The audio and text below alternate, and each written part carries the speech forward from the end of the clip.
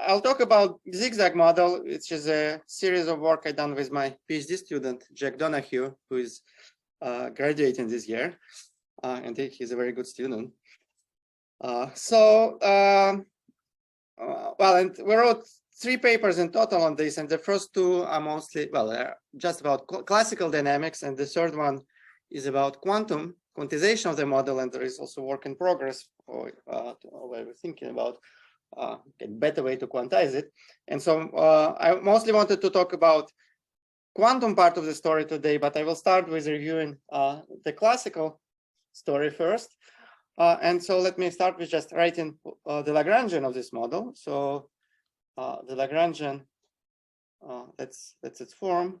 Oh, sorry, not Lagrangian, actually, Hamiltonian. It's a n-body system, mechanical n-body system with the following Hamiltonian.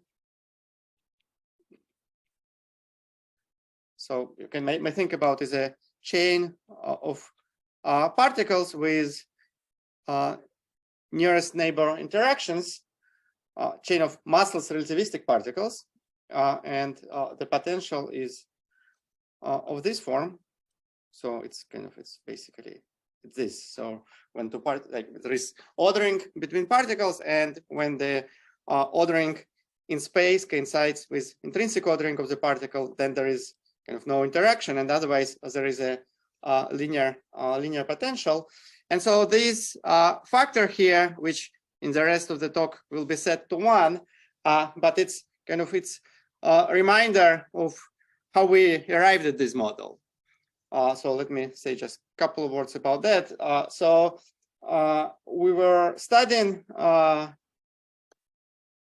adjoint QCT2, well, which is a theory of adjoint Majorana fermion with SUN gauge theory. So there is a gauge coupling G squared, and that's in 1 + 1 dimensions. And there is a Majorana fermion with mass m, and we were studying dynamics of the on worldsheet dynamics of confining strings, which means the following in this context. So, well, one way to describe it, one takes fundamental, anti-fundamental, non-dynamical quarks, and we may also think about this introducing some discrete theta angle in this theory. And so when you have these 2 quarks, and there is a flux tube stretched between them, and then one studies dynamics of the single trace subsector, which corresponds to inserting a bunch of adjoint fermions in between. So it's you may, if you think, for instance, about the theory, you compactify it on a circle, then we're studying operators of this kind. So we're studying subsector generated of, oops, sorry, I think, yeah, it's for some reason it, yeah, okay. So one studies dynamics of operators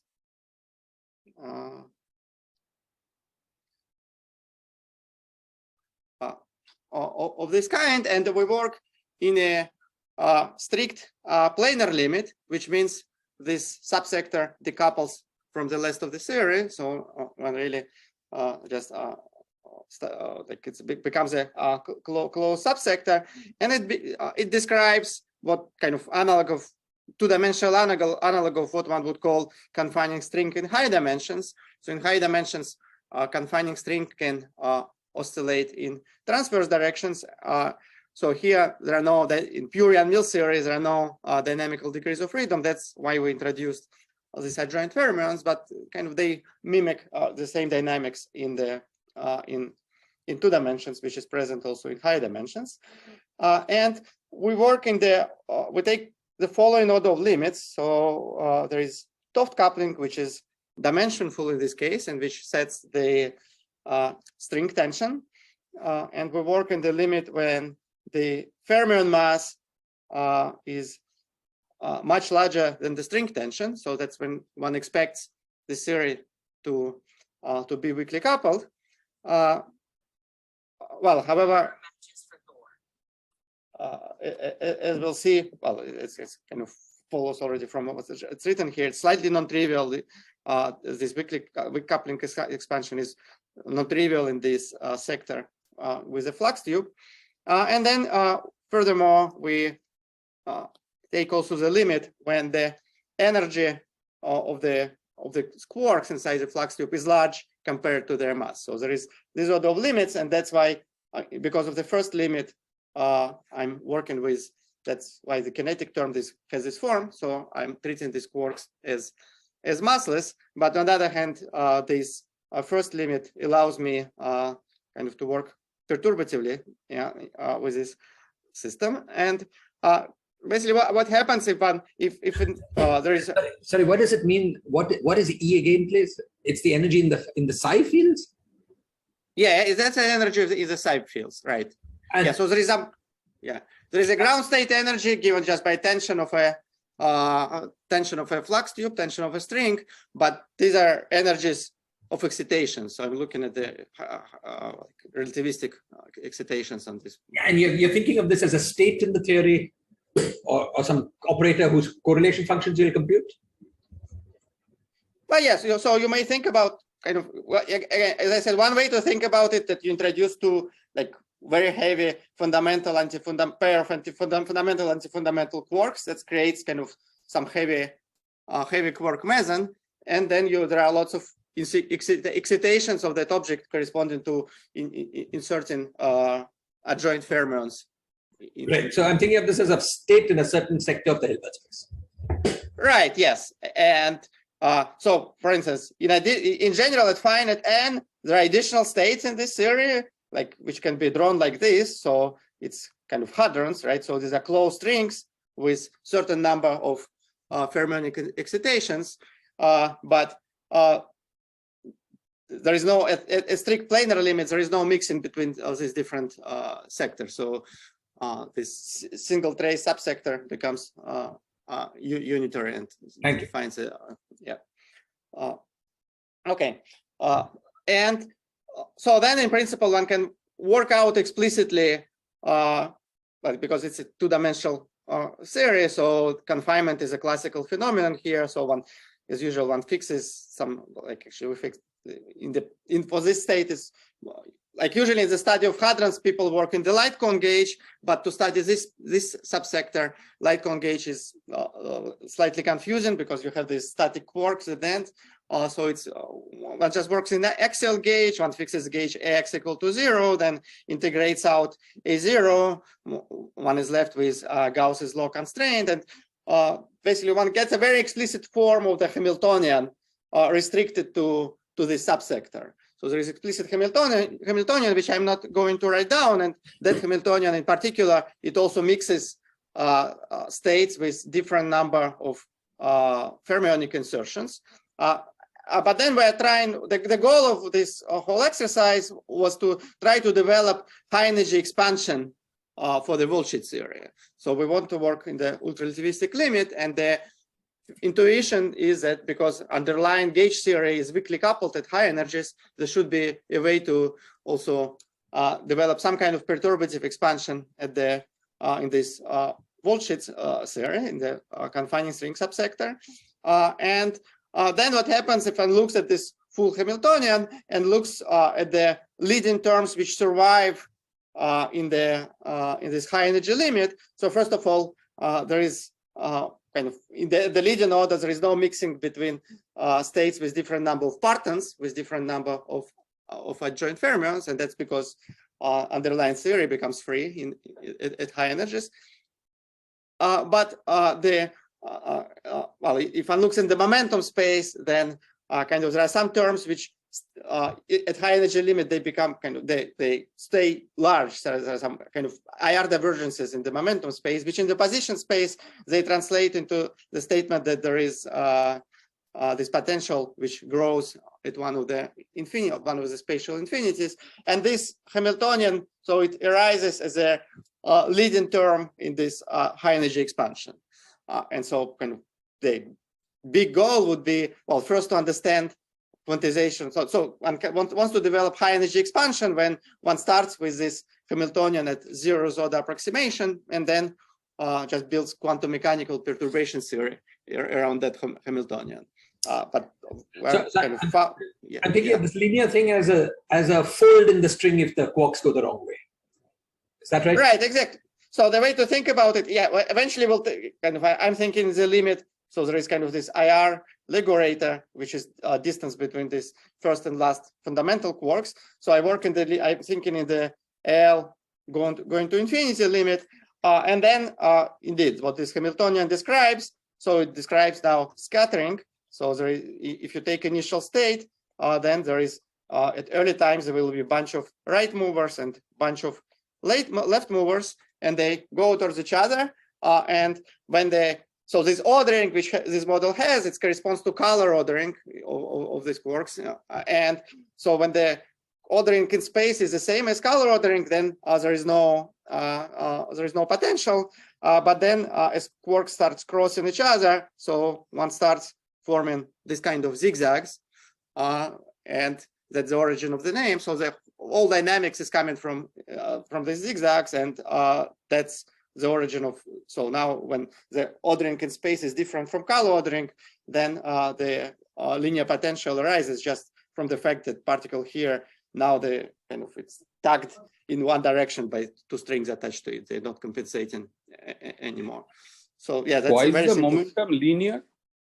Why is the momentum term linear? That's because I took the relativistic limit, ultra-relativistic limit. I took the limit when the quarks are massless. Yes. Yeah. Sorry, Sergei, I missed why the potential was not there when it was colored. The position ordering was the same as color ordering. Well, because then there kind of there are, like, if you think there is an adjoint quark and there are two strings, like there are two fundamental strings attached to it, and kind of when the color ordering, like for instance, if you take a single adjoint quark like that, then there is a strings kind of one string pulls it this way, and other pulls it this way, but they compensate each other. So the force only arises when there is a zigzag formed on a string. Should I just think of this energy as the length of this total line? Yeah, that's one way how yeah, exactly. You may think about it also this way, right? So when you introduce adjoint like that there is no, like, it doesn't change the length of a string, so that, right, exactly. Yeah, that's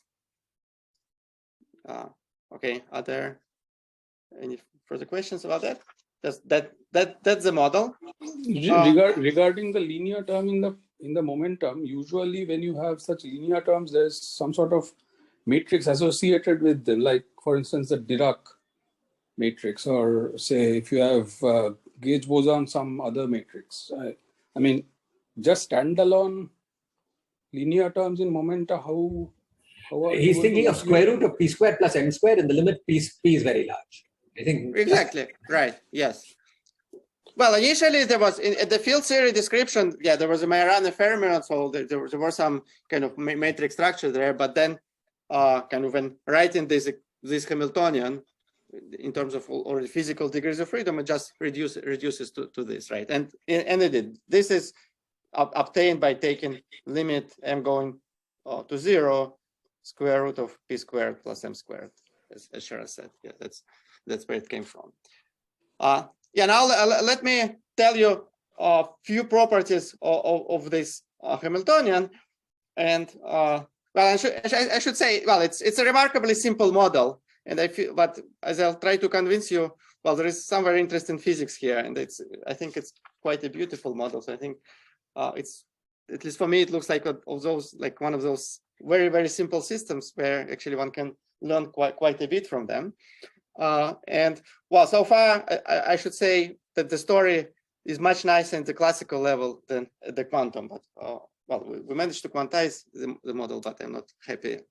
I hope there is a better way to do it, but we'll get there. So let me describe some properties of this model so far at the classical level. And well, those were, to some extent, these properties, we wanted to get them because we want to use, as I said, we want to use this Hamiltonian as a zeroth order starting point for perturbation theory on the worldsheet. And for that to be possible, and for that to work out nice, so first of all, kind of because the the theory is Poincaré invariant. One wants to have Poincaré invariance at the zero-zero approximation. Well, and indeed, just at the level of classical theory, so there is this Hamiltonian, then there is, of course, total momentum, which is just sum of all PIs, and one can write the boost generator, which takes this form.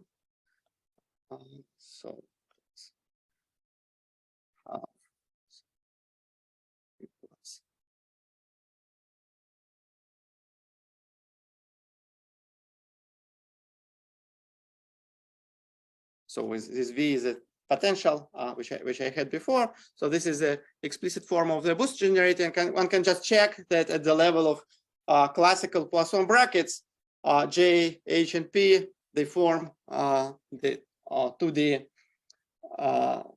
Poincaré group, Poincaré algebra. And actually, the same would be true also if I work with massive particles. So I would replace here absolute value of P with square root of P squared plus M squared. I would still have Poincaré symmetry. Well, and by the way, that's already very interesting because, well, I used to teach in my PhD classes then, well, following Weinberg essentially. Then when we want to do like special relativity plus quantum mechanics, that forces quantum field theory on us. So, but actually, in some sense, the statement is even simpler than that. Namely, there is this no interaction theorem, which was proven in 60s, which essentially says the following: if you have a classical mechanical system is infinite dimensional phase space, and you want it to be Poincaré invariant in this way, so that they're at the level just of classical Poisson brackets.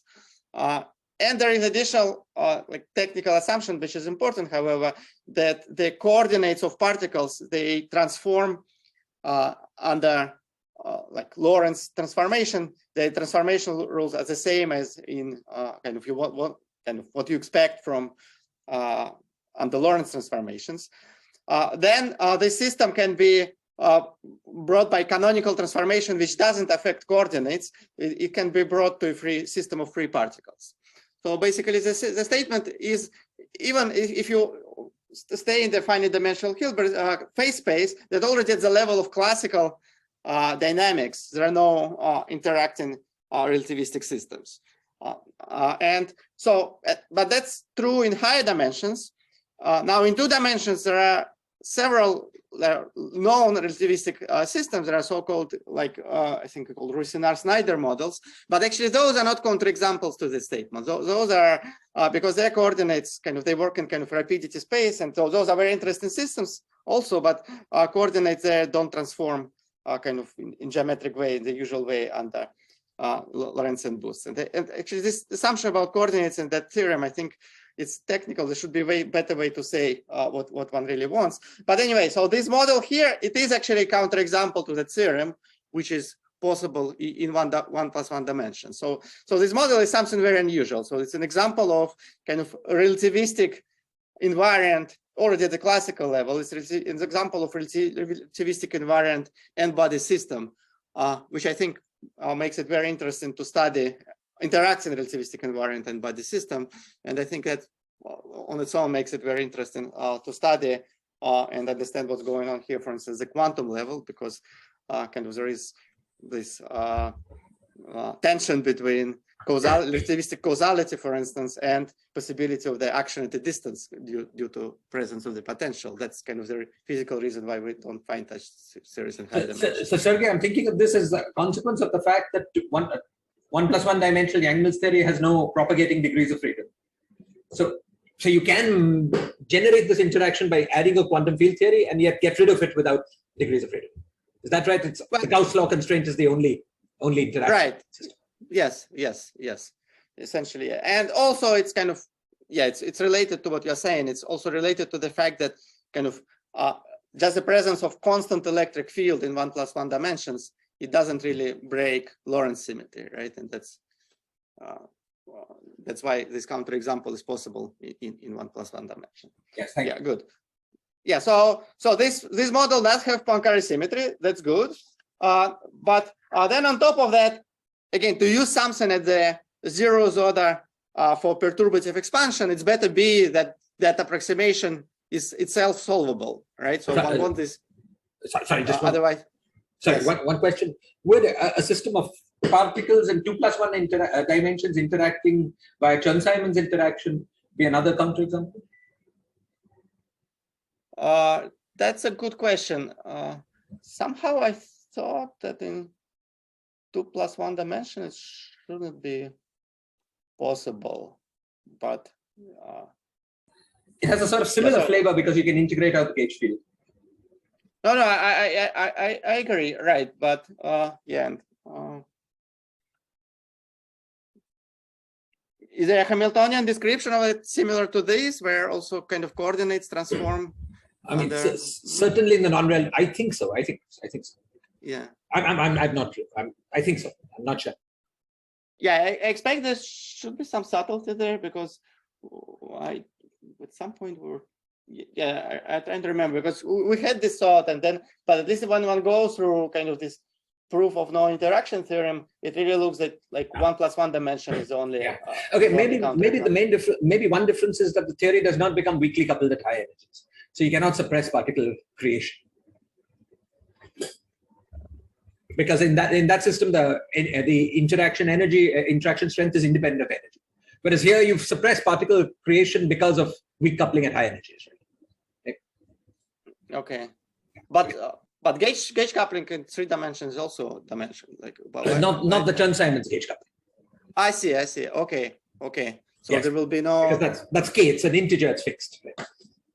I see. Yes. And okay, and it is nonlinear, so it also induces some. Yeah. Okay.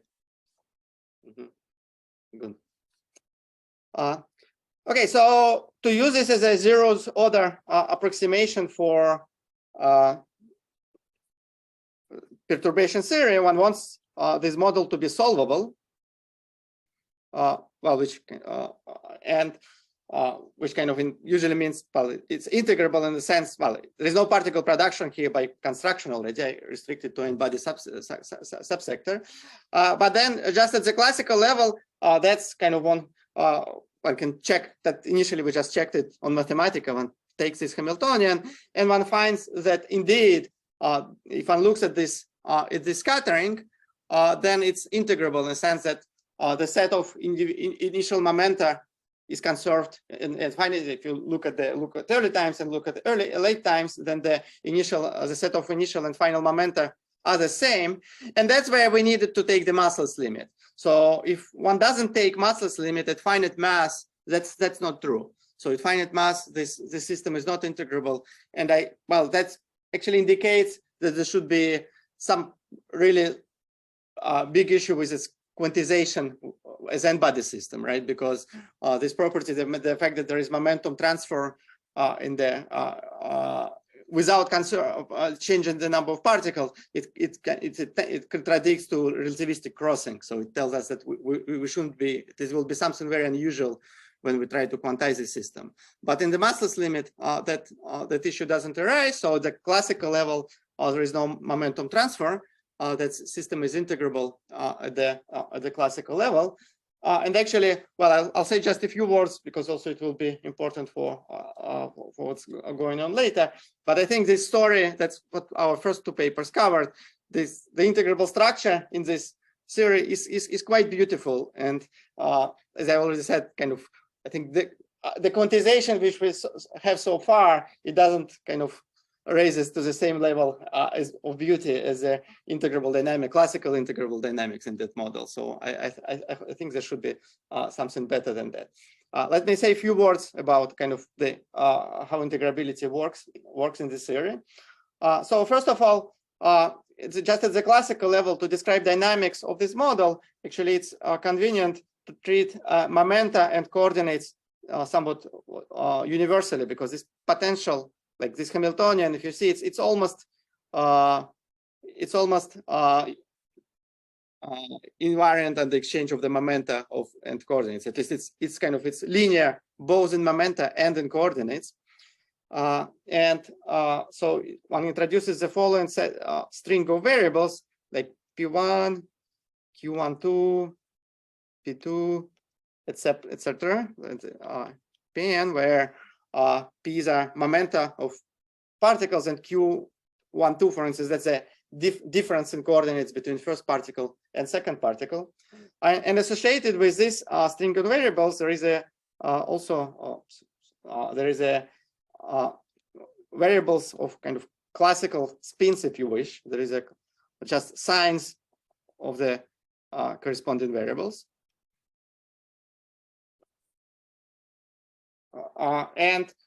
So in this coordinate, the field equations of motion which follow from that Hamiltonian, they take very simple form. QA dot is equal to SA minus 1 minus SA plus 1. And so this variable now allowed to write conserved charges very nicely. So for instance, there is a kind of conserved topological charge. By topological, I mean that it's a piecewise constant function on a phase space, which takes the following form. I'll call it T to N, which is 1/2 sum over kind of all A's of SA plus 1. So kind of it's something like Ising Hamiltonian for this set of signs. And if one looks at what conservation of this quantity, and it's straightforward using these equations of motion to change that, to check that this quantity is conserved. And what its conservation implies, it implies that asymptotically, if I started with some bunch of right movers and some bunch of left movers, it implies that n right kind of at t minus infinity is equal to n right at t plus infinity, and the same for n left. So the number of right movers and left movers is conserved. So in other words, the dynamics in this theory, it's kind of separates into decoupled sectors labeled by the number of left and right movers. At intermediate times, the meaning of this quantity is the following. So if you draw kind of some complicated zigzag, which happens at intermediate times, then one can check that what this quantity tells us. So you should discard particles at the corners, but then one should count the number of right movers and left movers, not kind of as seen from the physical space, but as seen along the world line, along the worldsheet. So for instance, if this particle, it has momentum like going this direction, then it would be count as right mover.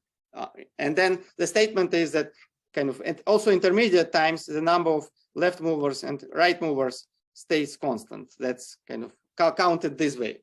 So kind of left and right defined with respect to a string rather than with respect to space-time. That's the meaning of this conserved quantity.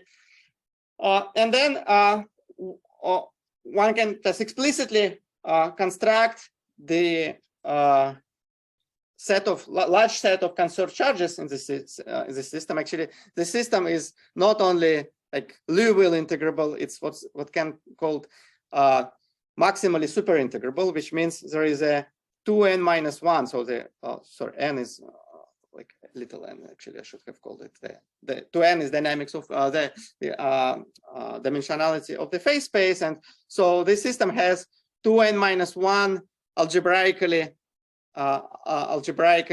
independent conserved charges, and they have all the following form. They have form sum over. They're all linear in coordinates and in coordinates in momenta. So it's somewhat unusual. Usually in integrable models, like the set of conserved charges and kind of higher order conserved charges, they become higher order polynomials in the coordinates and momenta of this momenta of the of the system. So here it's all linear, but nonlinearity comes in the kind of, there is this prefactors here, like the coefficients, which are functions of these spin variables, functions of signs. And that's where kind of these functions, they become more and more complicated functions of the signs as you look at the high and high order conserved charges. And this TA, so I wrote it's not function of signs, but it's function of TA. So this TA is the following variable. So TA is the same Ising Hamiltonian. So it's 1/2 sum over SA plus 1, but calculated not over the whole chain, but it's calculated to, like, let me call it TB. So calculated up to a particle with number B. So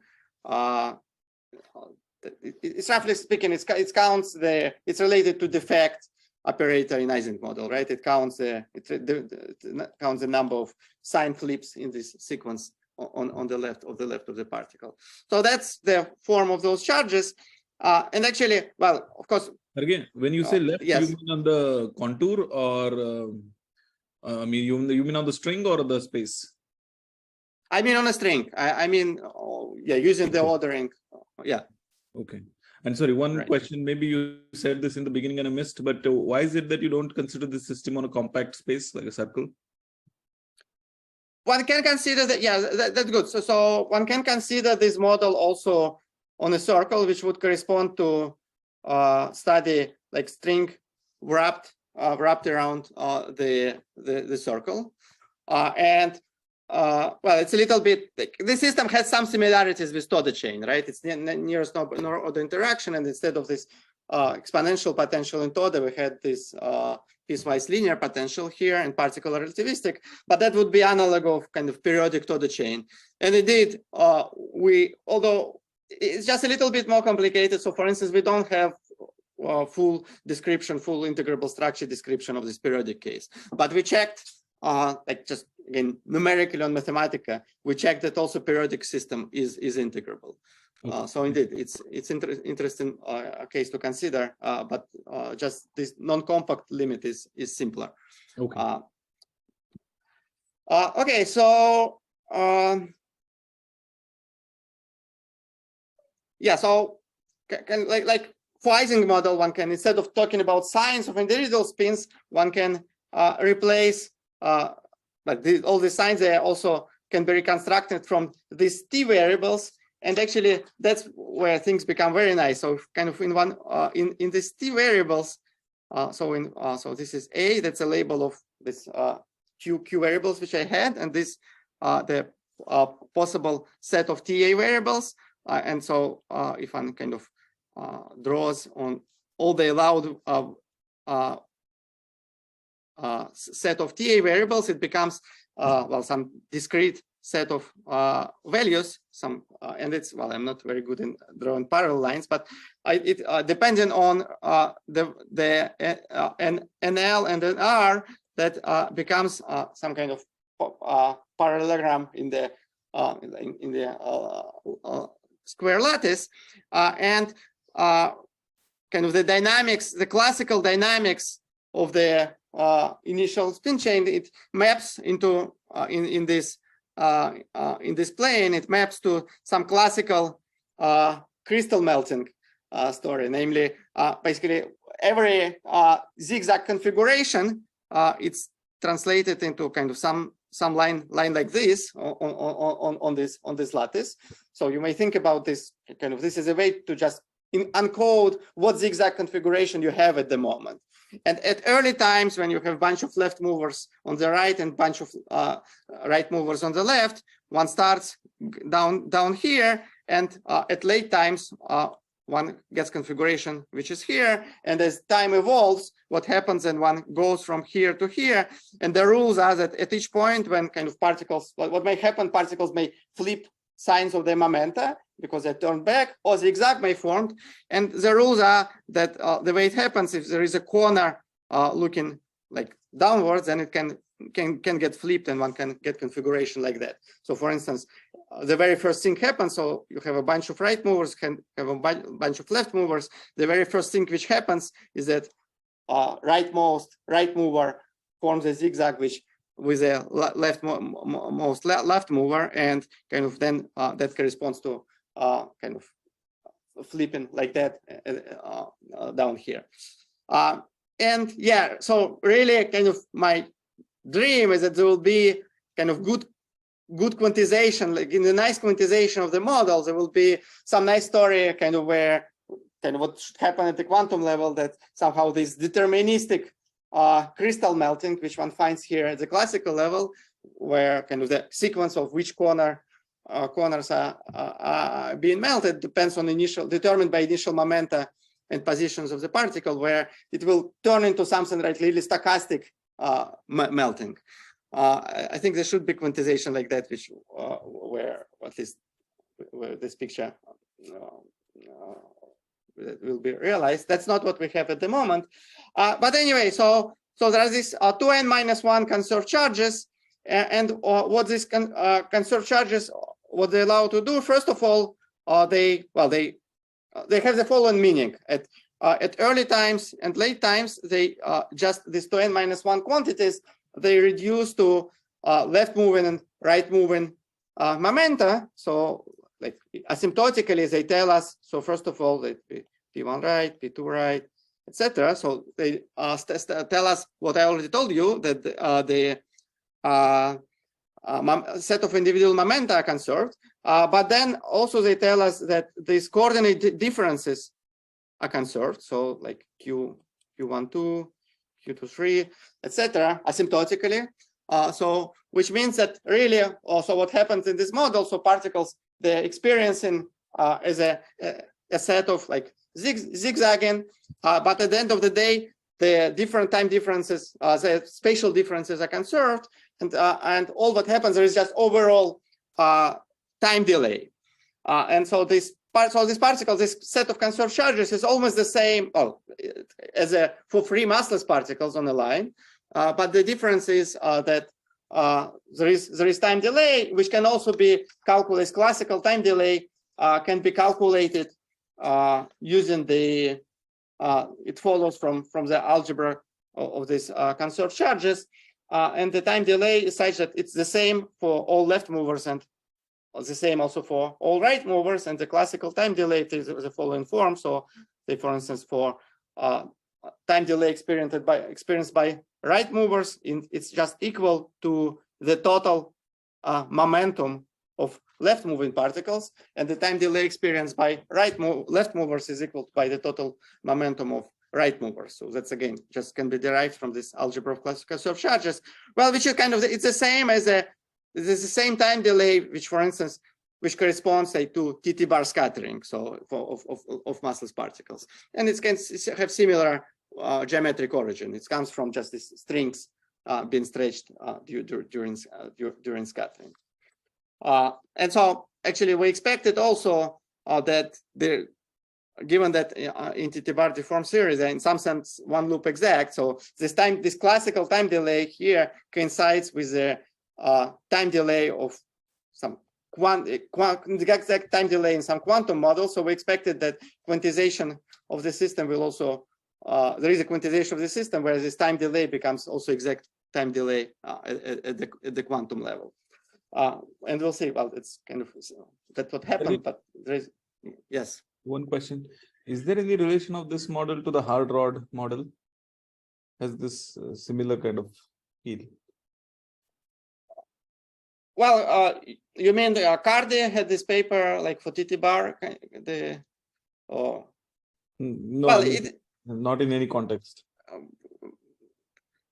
Well, yeah, I'm not sure exactly what one calls by hard, but it is kind of like that. Well, it's yeah, it looks similar, but I guess I need to hear more about exactly what the definition. No, I mean just in case you had came across some similarity of this kind, but it's okay. We can continue. Yeah. Okay, good. So can I ask? that's kind of yes, sure. Yeah. So the can one perturbatively include the mutual interactions between the adjoint quarks, or all this structure completely goes away if you start introducing them? Well, so far I described for you the kind of classical picture, but that's what we're trying to achieve. We're trying to so now we're trying to quantize this model and then use that as a zeros order Hamiltonian for developing quantum mechanical perturbation theory, which will include these terms in the full Hamiltonian on the worldsheet, which were dropped in our approximation. In particular, that involves terms which change the number of partons. So that's kind of what we're trying to do, but we're very far from there, as you'll see, because our control over this model at the quantum level is not as good. Excellent. Thank you. Yeah, but yeah, I don't see fundamental obstacle for doing that, but whether it can be done in practice, that's kind of an open question. But the picture is yes, so that's exactly we're trying to.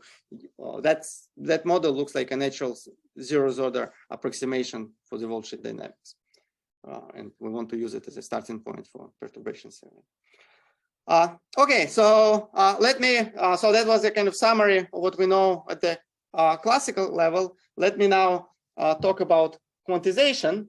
And actually, from now on, I will consider the simplest case, although much what I say will be generalizable, but to multi-particle case. But I will just consider the simplest case of two particles. So this is the model now plus Q1 minus Q2. So it looks, as I said, looks very simple. And the most naive thing to do, that kind of we see Hamiltonian like that, I think the first thing one may try just to do the canonical quantization, right? So why don't we impose this canonical commutation relation, and let's say just work in the position space. So we have psi of Q1, Q2, and write corresponding Schrödinger equation. Well, it's a little bit tricky because there is absolute value of P, which appears here, but it's not a big deal. We know how absolute value of P, how it acts, right? So it's just, it defines it in the usual way. Q through Fourier transform, Q minus Q prime squared, but this is a principal value. So that looks like, and then this defines, this prescription defines a well-to-do quantization of the model. But there are several properties which kind of immediately one notice that somehow don't look satisfactory with this quantization. So first of all, as I told you, at the classical level, and in this case, there is these topological sectors in the model, so which are kind of trivial in this case. So namely, there is a sector which describes just two left moving particles, which always stay free. There is sector with two right movers, which also always stay free. And finally, there is left-right mover where there is some interaction going on. So at the classical level, we had these three different subsectors, but at the classic, this quantization, it's immediate to see that it's kind of, well, it's completely mixes up the structure. So at the quantum level, if one looks at the essentially because of the uncertainty principle, so there is no, so one can restrict to two particles which have, say, left moving momenta, but the wave function will not have support at where Q1 is smaller than Q2.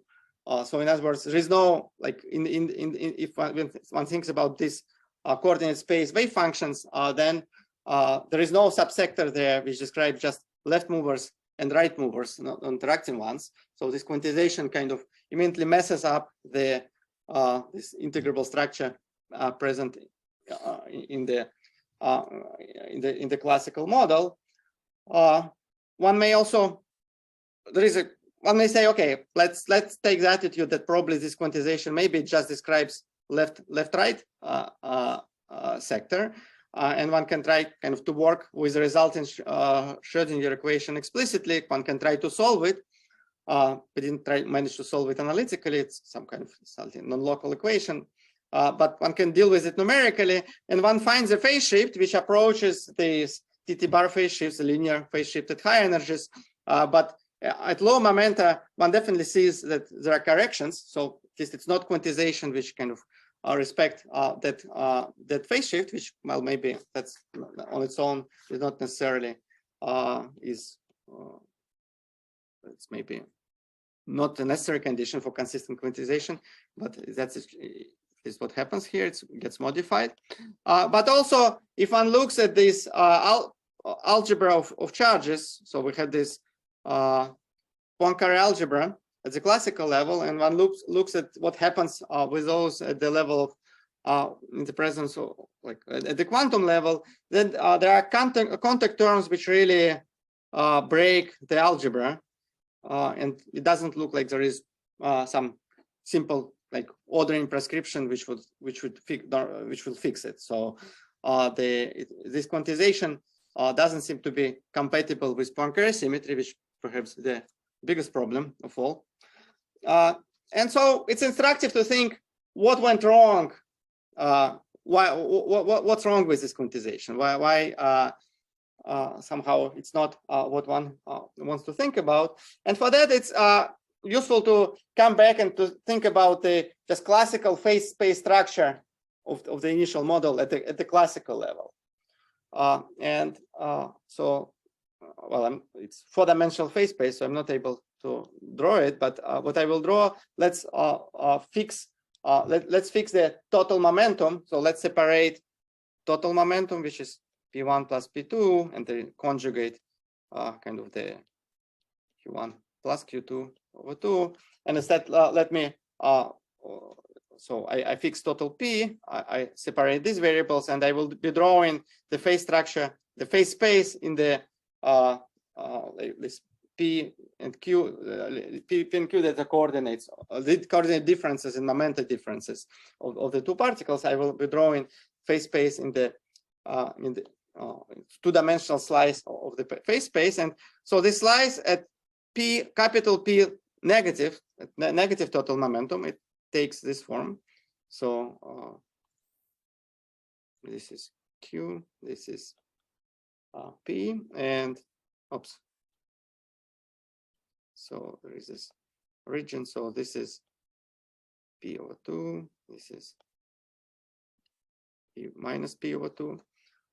So this part that corresponds to left-left subsector. So nothing, there is no evolution here. So the phase space trajectories are trivial here, while the complement is left-right subsector, and time evolution here, it goes roughly like this. There is the piecewise linear trajectories which do the following. So it's straightforward to draw.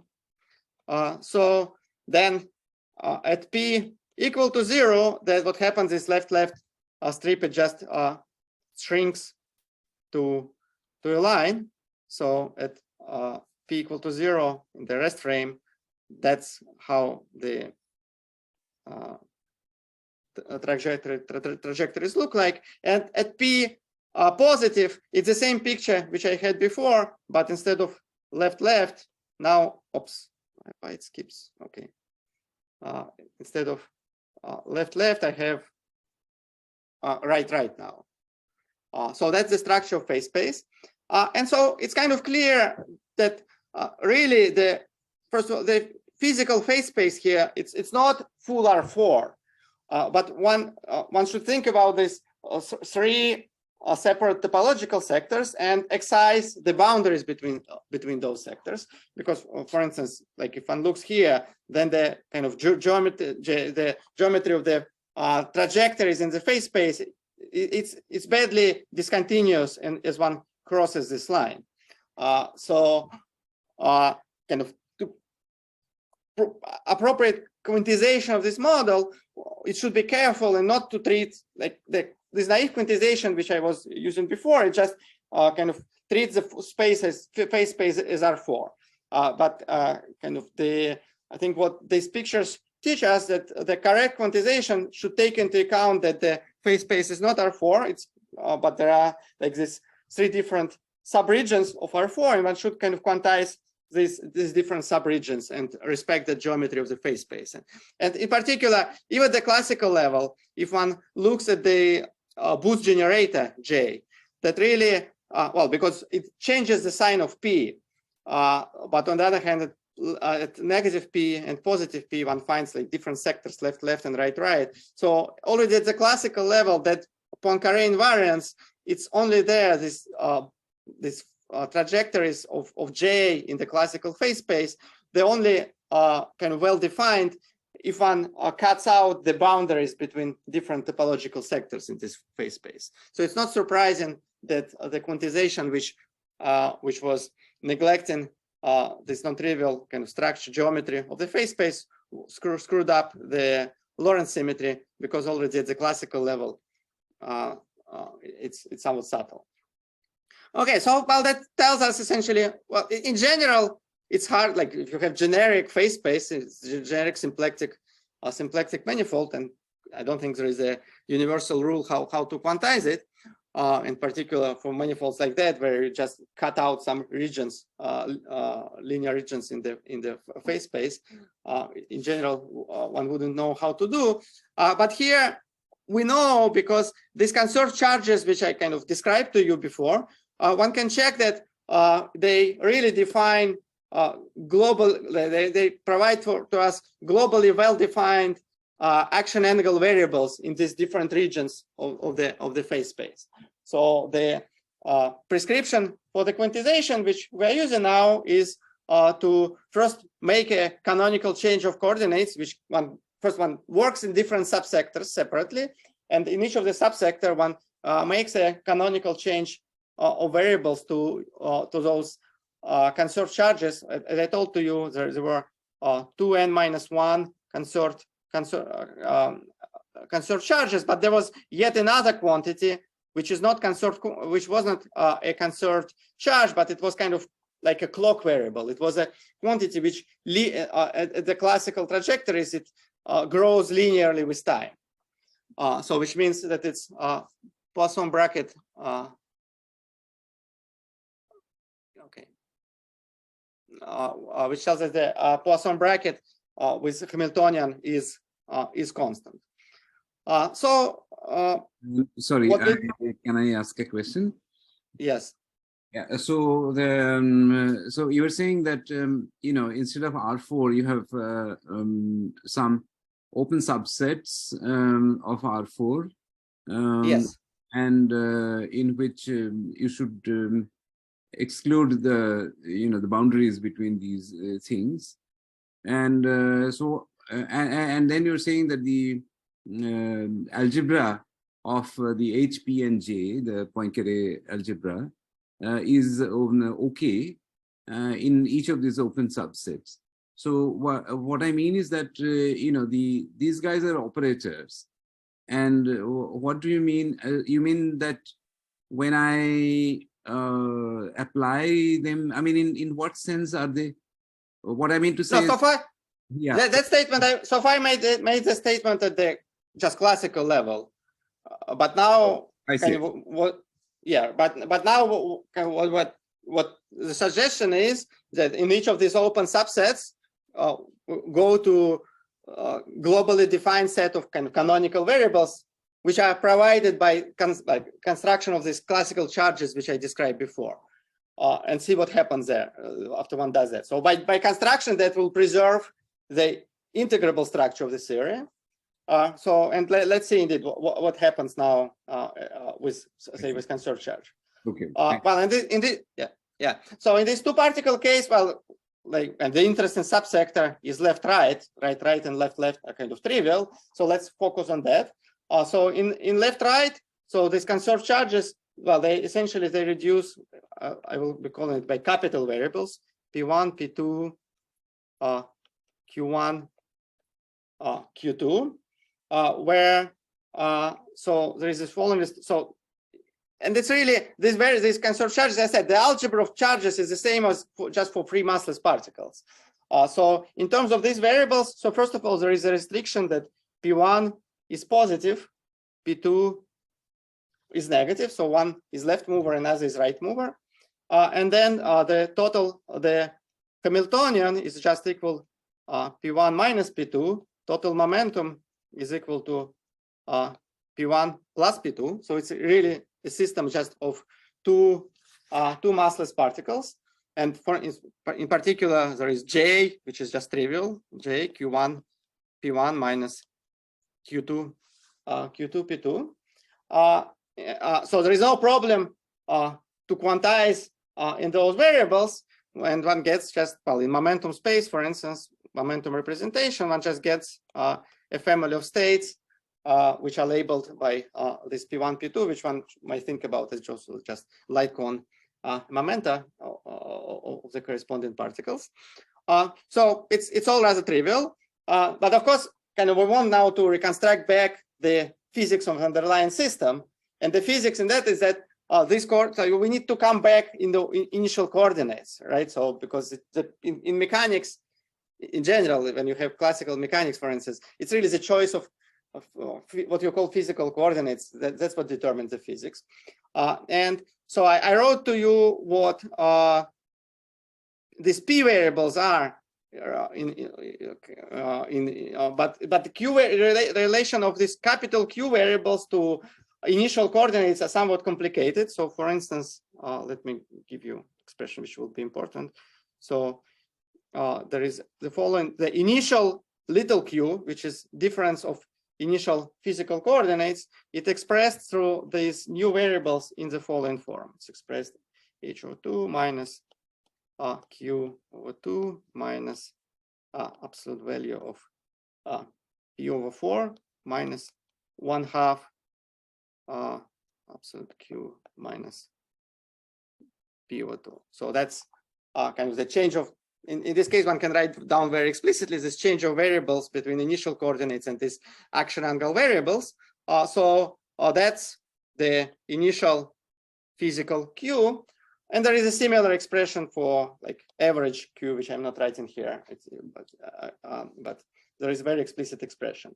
And now to kind of reconstruct the physics of the full physics of the model, and here, because it's two particles on a line, so what we want to do, we want to calculate S matrix. We want to calculate classic quantum phase shift, which arises here.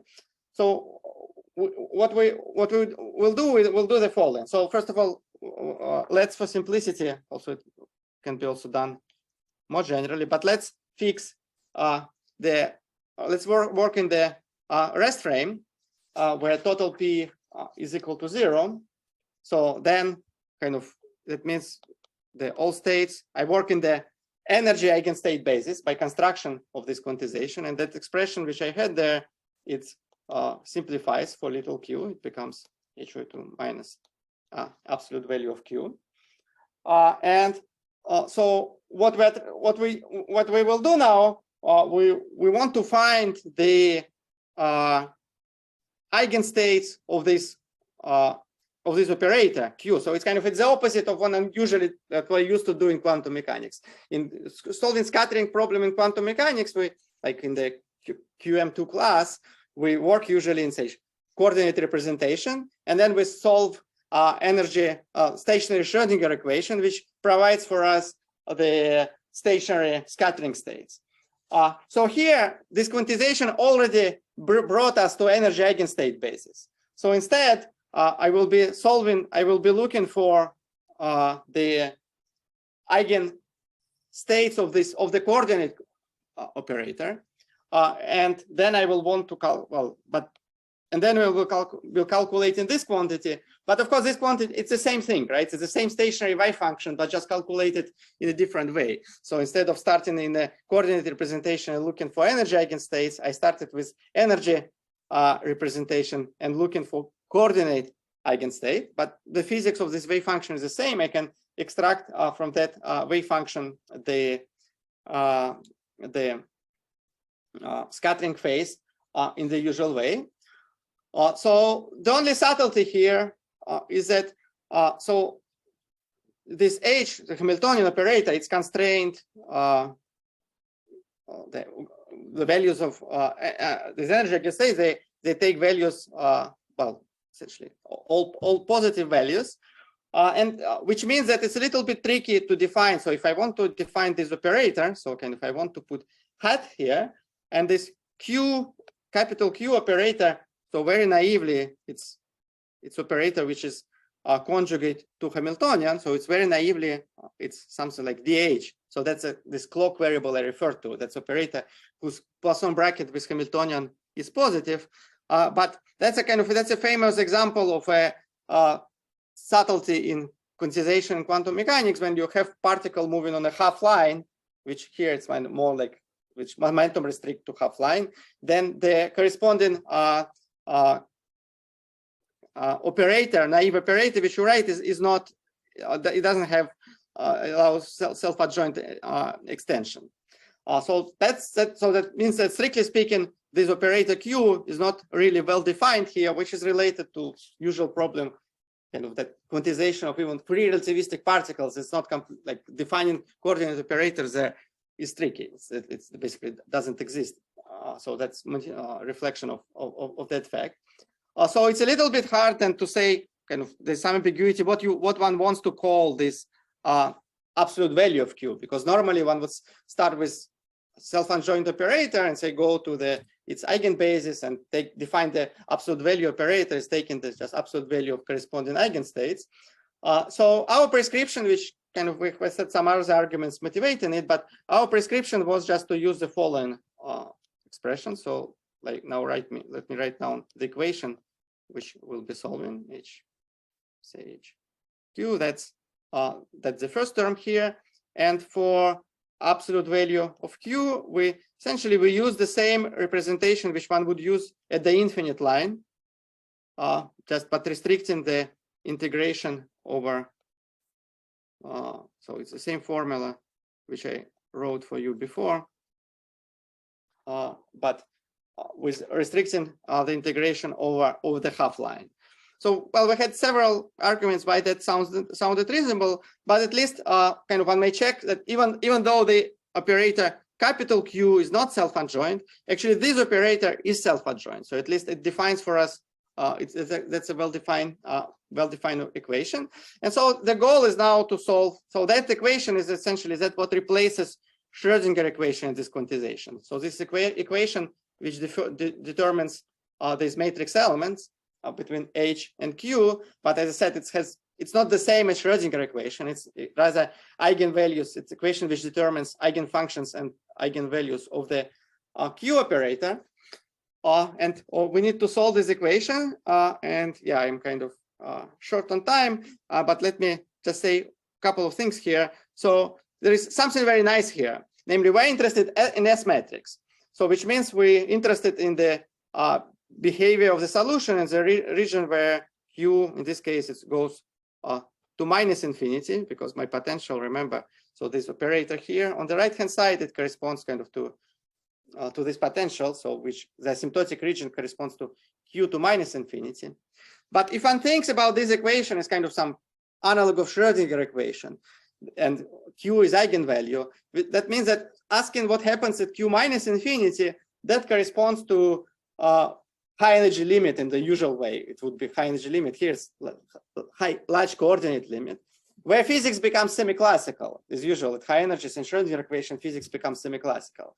So that means that kind of this way of reformulating the problem, it automatically tells us like this S matrix, just because it's asking something about Q to infinity, it will be exactly given by semiclassical approximation to this equation. And that's just because, well, it's a consequence of reformulation is a Q eigenvalue problem rather than H eigenvalue problem. Well, and then it can be indeed solved. So there is the leading semiclassical approximation one can work out. And basically, well, one solves equation first well, as usual, one solves it at finite H. and that's rather straightforward, but then one should do some matching at h equal to 0. And what helps that this equation when one drops this term here, so this equation actually was encountered before in developing semiclassical approximation for the 't Hooft model. So in the 't Hooft case, it describes behavior of the system close to the turning point. And actually that's because the physics here is not infinitely far from the 't Hooft model. So we also started from QCD2, but just the general different version of it. So that gives us some confidence that probably this equation, actually, this quantization is consistent. Well, at least makes sense. And so what one gets at the end of the day, one obtains phase shift. So the quantum phase shift which one gets from this procedure, it's given by h squared over 8 plus 3 pi over 8. So this is a phase shift which would correspond to TT bar. And that reproduces indeed the same time delay. The classical time delay stays constant.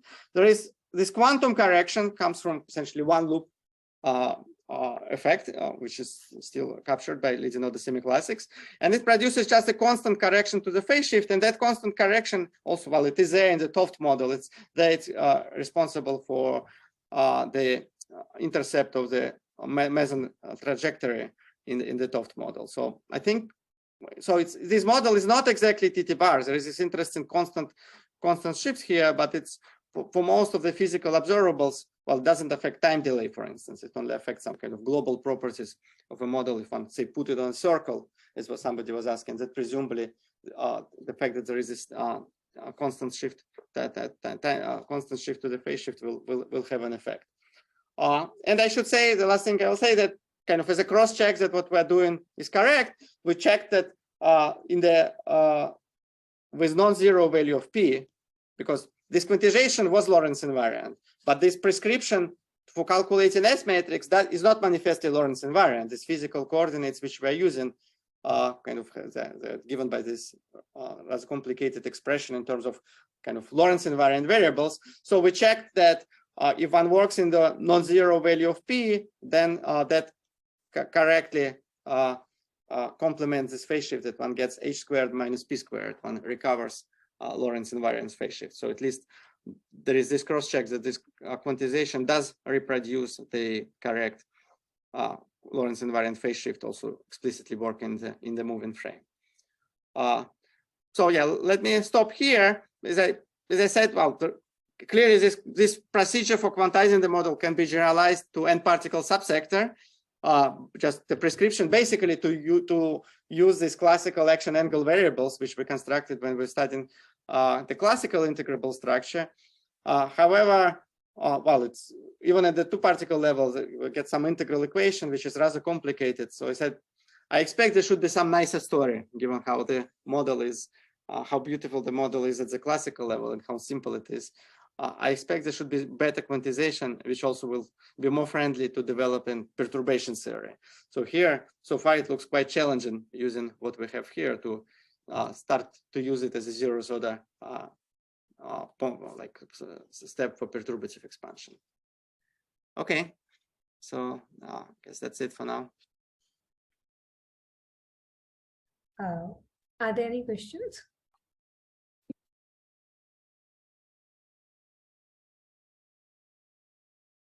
So in the 't Hooft model, this 3 pi by 8 phase shift, is that down by 1 upon n, or no? That's already there. It's Legion order in the. It's the same order. I see. Right. Yes. Yeah. There it enters in the intercept of the Reggie trajectory. It's.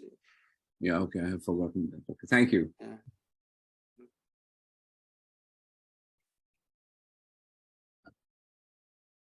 Are there any more questions?